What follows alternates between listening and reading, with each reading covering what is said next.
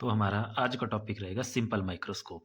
तो चलो simple microscope देखते हैं क्या होता है। तो अगर डेफिनेशन की बात की जाए तो देखो, a simple microscope is a converging lens of small focal length to see very small object as magnified one. अब अगर आपको ध्यान हो तो कन्वर्जिंग लेंस, जो कन्वर्जिंग लेंस होता था हमारे पास, वो होता था हमारे पास कॉन्वेक्स लेंस। कॉन्वेक्स लेंस को हम कन्वर्जिंग लेंस बोलते थे। तो देखो ये हमारे पास एक कॉन्वेक्स लेंस है। अब कॉन्वेक्स लेंस आपको पता है जो सेंटर से जो है थोड़ा थिक होता है और साइडों से थिन होता है, ठीक है, उसको हम क्या बोलते हैं, कॉन्वेक्स लेंस। अब इसमें क्या बोला है, simple microscope is a converging lens of small focal length. अब इसमें स्मॉल फोकल लेंथ बोला है। अब ये क्यों होती है इसकी स्मॉल फोकल लेंथ, ये जब हमारा टॉपिक कंप्लीट हो जाएगा तब हम इसका आंसर देखेंगे क्यों होता है, इसका रीजन हमें तब मिलेगा। तो देखो, और यूज किसके लिए होता है, to see very small object as magnified one. जो छोटे छोटे ऑब्जेक्ट होते हैं उनको बड़ा करने के लिए हम इसको यूज करते हैं। जैसे फॉर एग्जांपल देखो, अगर आप इस लेंस के थ्रू, जैसे भी देखो नीचे लिखा है हमारे पास, लेंस के नीचे आपको दिख रहा होगा टू सी। अब इस पे ध्यान से देखना। तो जैसे मैं इस लेंस की हेल्प से टू सी को देख रहा हूँ तो देखो थोड़ा सा हमें एनलार्ज दिख रहा है, बड़ा होके दिख रहा है, ठीक है। या जैसे कोई भी ऑब्जेक्ट है वो बड़ा हो रहा है। तो जब भी हमें छोटी-छोटी चीज़ों को, जैसे हमारे पास बैक्टीरिया हो गया या कोई और भी छोटी-छोटी चीज़ें होगी, उन्हें थोड़ा बड़ा करके देखना होता है, तो हम इस कॉन्वेक्स लेंस को यूज़ करते हैं और इसी लेंस को हम सिंपल माइक्रोस्कोप के नाम से जानते हैं, ठीक है। अब देखो, जब हमने लेंस के बारे में पढ़ा था तो आपने थोड़ा सा पढ़ा होगा, वो वहाँ से समझते हैं हम कि ये काम कैसे करता है या इसका प्रिंसिपल क्या है। तो इस तरह का आपके पास कॉन्वेक्स लेंस होती थी। इसको हम बोलते हैं, इसका ऑप्टिकल सेंटर ओ, यहाँ पे इसका फोकस रहता था, इस तरफ भी एक फोकस रहता था, ठीक है। और यहाँ पे centre of curvature C, S को 2F भी हम बोलते थे। तो ये सी और 2F हो गया।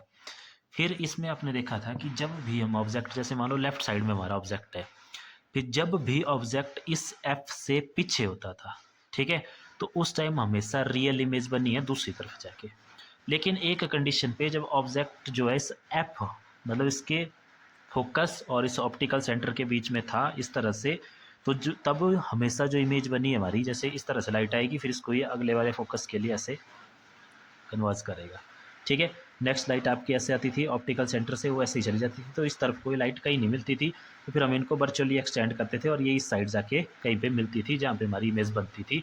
कैसी इमेज बन रही है देखो, बड़ी इमेज बन रही है, इरेक्ट बन रही है और वर्चुअल इमेज ये बन रही है।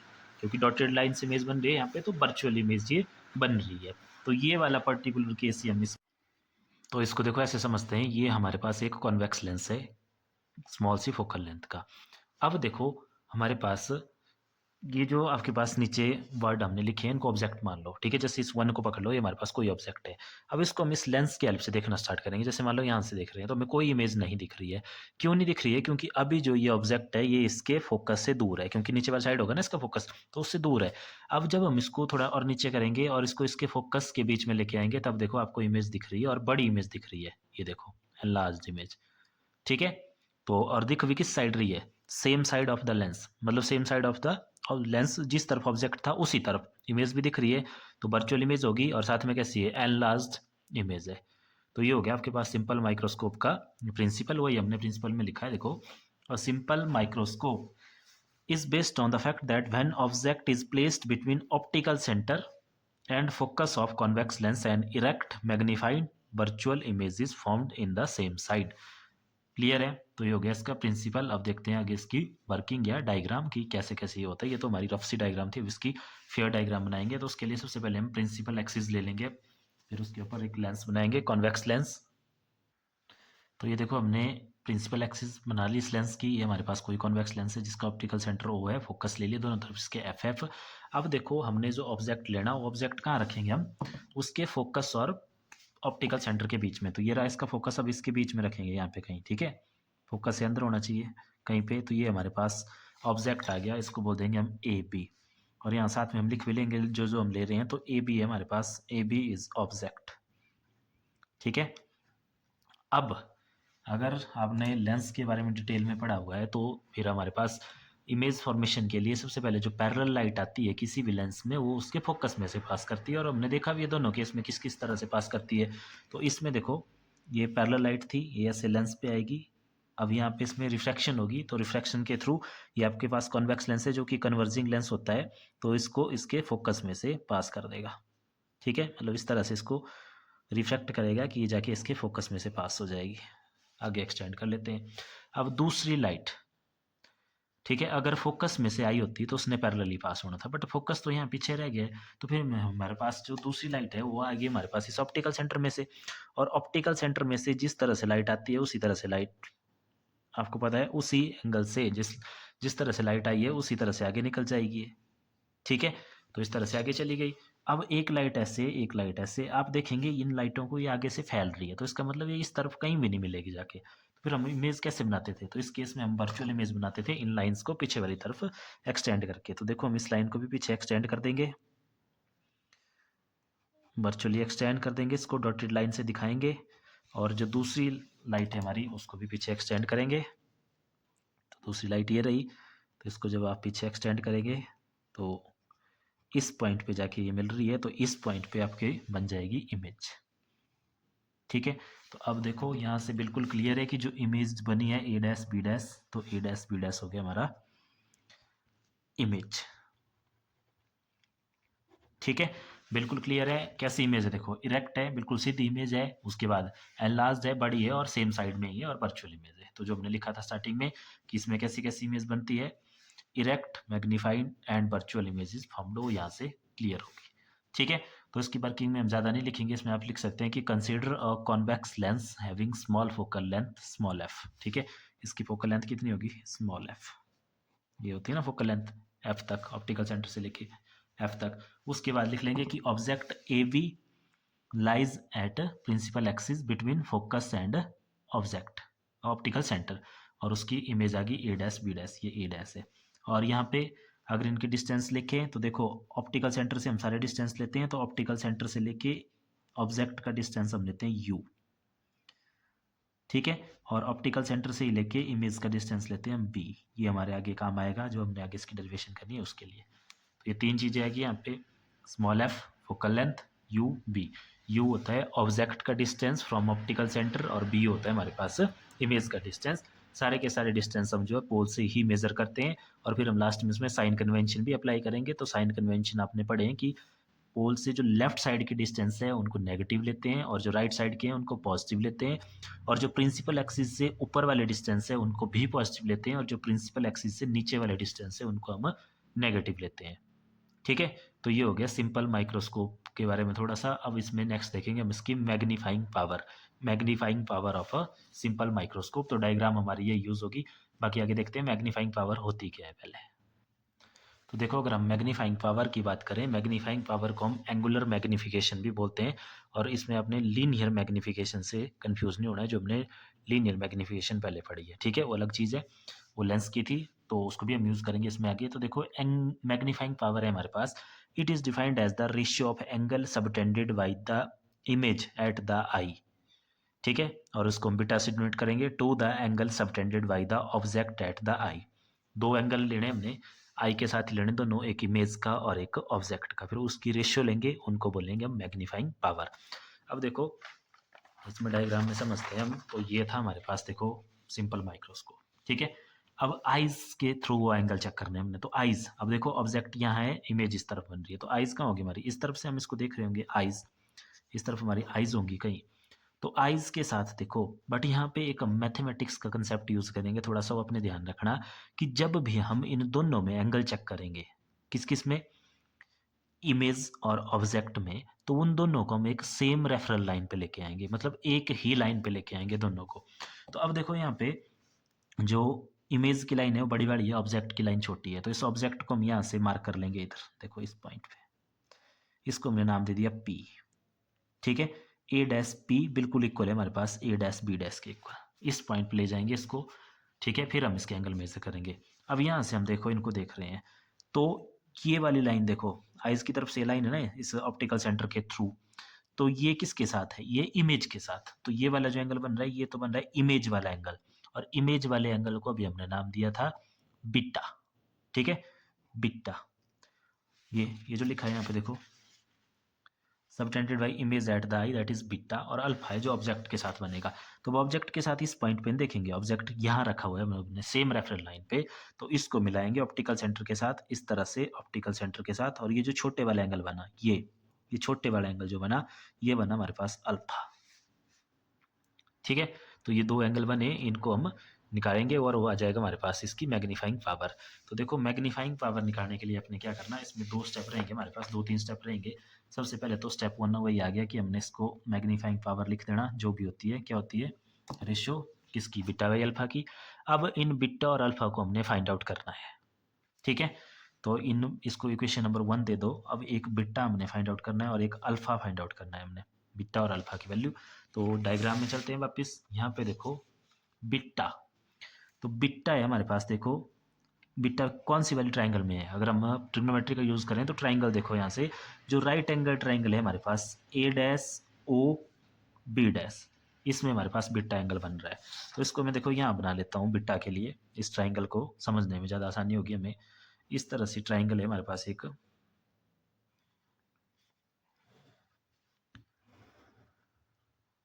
ठीक है।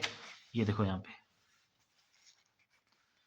ये ओ आ गया आपका, ये वाला पॉइंट, और इसी पॉइंट पे बीटा बन भी रहा है, और इधर है हमारे पास ए डैश और इधर है बी डैश, ठीक है। इसको बाद में लिखता हूँ बीटा, पहले अल्फा वाली ट्राइंगल भी बना लेते हैं। तो अल्फा वाली ट्राइंगल भी इसी लाइन पे है, इस तरह से छोटी ट्राइंगल है, ओ यहाँ पे है, ए डैश है, और इस पॉइंट पे पी है हमारे पास, ठीक है। ये देखो ए डैश पी और यहाँ ओ, और ये रह गया अल्फा एंगल, तो ये अल्फा एंगल रह गया। और यहाँ पे एक कंडीशन और है कि जो ए डैश पी है हमारे पास, वो किसके इक्वल है, ए बी के इक्वल है, ऑब्जेक्ट की हाइट के इक्वल है, ठीक है। तो ये ट्राइंगल मैंने यहाँ पे बना लिए। अब देखो अगर हम इसमें निकालना क्या है, हमें इस बीटा को निकालना है, ठीक है, बीटा को निकालना है। अब इन दोनों के टर्म में, जैसे पहले भी हमने लेंस फार्मूला वगैरह किया था, तो आपको ध्यान होगा इस वाली लाइन को तो हम कभी लेते नहीं है, क्योंकि ये हमारे किसी काम की नहीं होती, ये हमारी इमेज हाइट बता रही है और ये उसका डिस्टेंस बता रही है, ठीक है, सेंटर से। वैसे यहाँ पे भी सेम।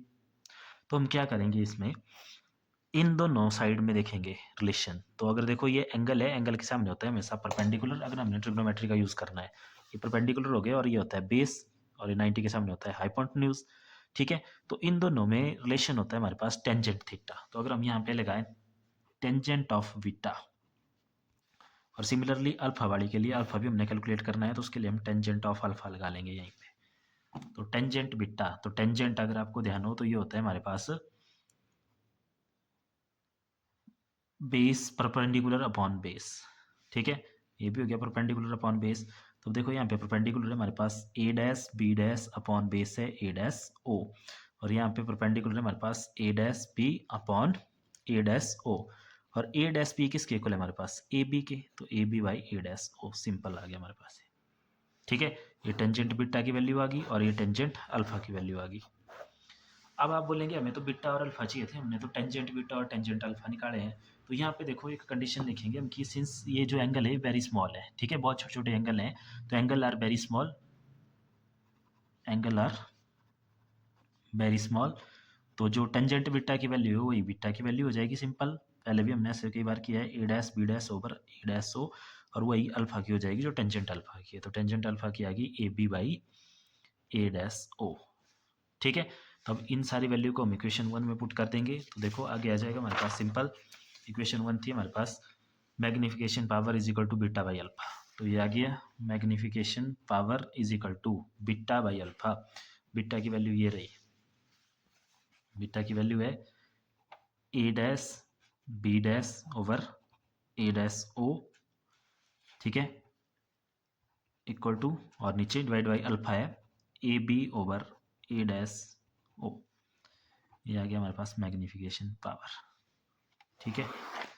क्लियर है इतना, चलो अब इसको सॉल्व करते हैं सिंपल। तो इस स्टेप में, अब आप लोगों को पता है कि मैग्निफिकेशन पावर ए डैश बी डैश ओवर ए डैश ओ, ये जो फोर्थ नंबर पे है ये कहाँ चला जाता है, इसके पास, और ये दोनों आपस में कंबाइंड हो जाते हैं, तो ऊपर चला गया हमारे पास ए डैश ओ, और यहाँ रह गया हमारे पास ए बी, इससे कैंसल आउट। तो मैग्निफिकेशन पावर आ गई a dash b dash over a b. अब देखो मैग्निफिकेशन पावर, वापस अपने डायग्राम में चलते हैं, चेक करते हैं ए डैश बी डैश क्या है। तो ए डैश बी डैश है हमारे पास इमेज हाइट, जिसको हम लिखते हैं एच डैश से, इमेज हाइट एच डैश, और नीचे ए बी है हमारे पास ऑब्जेक्ट हाइट, जिसको हम लिखते हैं सिंपल एच से, ठीक है, यही होता है। और ये image height upon object height, ये आपने पहले भी पढ़ा है, इसको हम लीनियर मैग्निफिकेशन बोलते हैं, जो कि स्मॉल एम के इक्वल होता है। तो इसको हमने यहाँ पे लिख दिया स्मॉल एम के इक्वल। ठीक है इतना। अब देखो एक और इसमें आगे देखेंगे हम, इसको दे दो क्वेश्चन नंबर 2। अब हमें पता है ऑल्सो इस स्मॉल एम को हमने पहले डिफाइन किया है लेंस के लिए, कॉन्वेक्स लेंस है, तो कॉन्वेक्स लेंस के लिए हमने इसको डिफाइन किया है कि small m is equal to जो कि होता है एच डैश बाई एच, और इसका सिंपल फॉर्मूला था हमारे पास बी बाई यू। लेंस के लिए बी बाई यू आता था, मिरर के लिए माइनस बी बाई यू।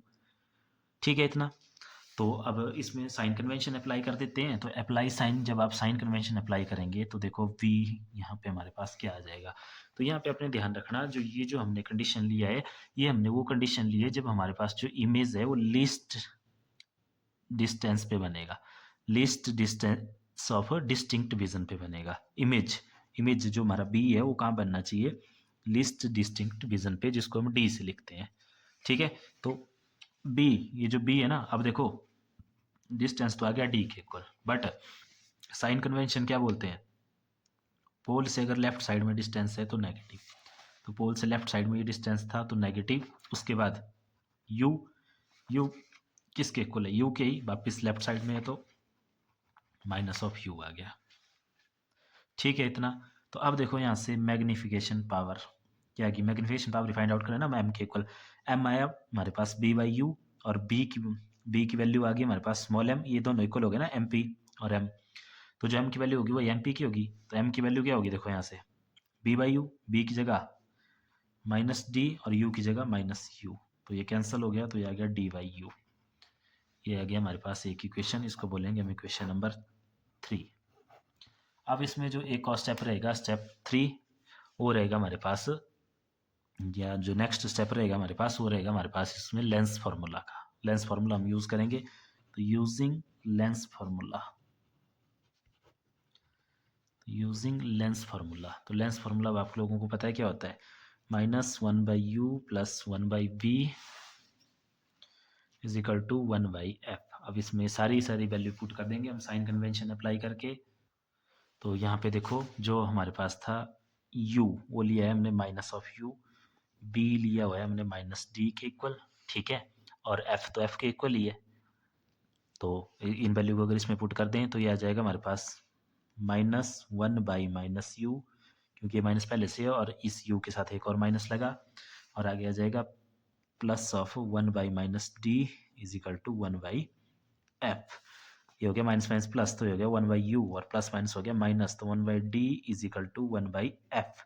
अब हम मैग्निफिकेशन पावर की तरफ देख लेना, जो भी हमारी इक्वेशन आई है वो आई है डी बाई यू में, तो हमें यहाँ से डी बाई यू की वैल्यू निकालनी है, डी बाई यू। ठीक है। बट यहाँ वन वन यू है और यहाँ वन बाई डी है, तो डी बाई यू इसको बनाने के लिए हमें डी से मल्टीप्लाई कर देंगे दोनों तरफ, तो यहाँ पे डी से मल्टीप्लाई कर देंगे, D by u minus D by D is equal to D by f.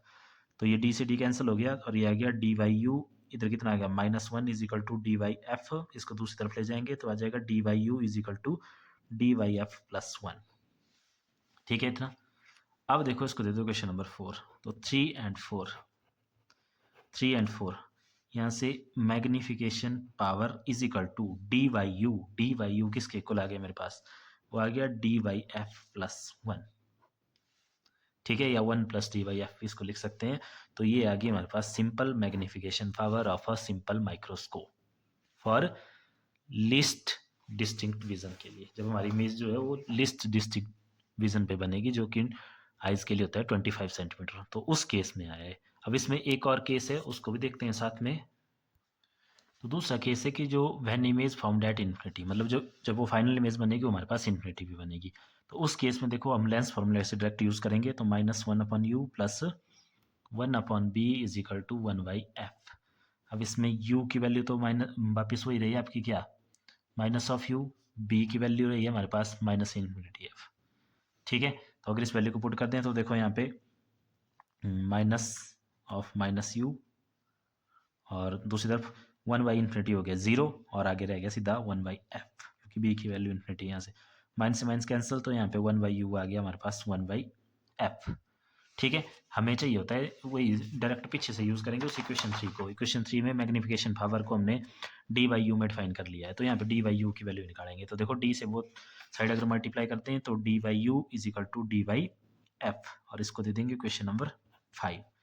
तो अब उस 3 को डायरेक्ट यूज़ करेंगे इसमें, तो यूजिंग 3, तो 3 इम्प्लाइज ठीक है, हमारे पास ये रही 3, जिसमें मैग्नीफिकेशन पावर है हमारे पास डी वाई यू के इक्वल, तो डी वाई यू आ गया डी वाई एफ के इक्वल। तो ये आ गई इसकी मैग्नीफिकेशन पावर जब हमने यूज़ किया है कि हमने जो इमेज बनानी है वो इन्फिनिटी पे बने।